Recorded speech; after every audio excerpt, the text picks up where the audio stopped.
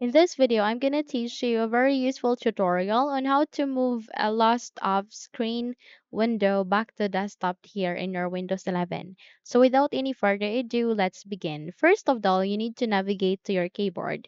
So basically, you would be able to see two shift key, a shift key that is being placed at the left and a shift key that is being placed at the right side.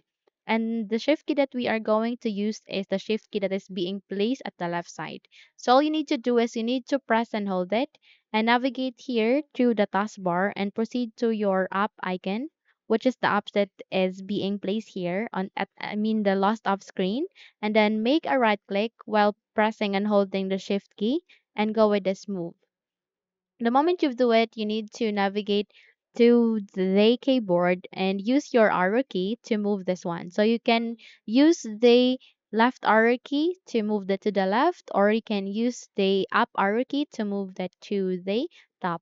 Okay, so you can also use your right arrow key and to move that to the right, and you can also use your bottom key to move that to the bottom. Okay.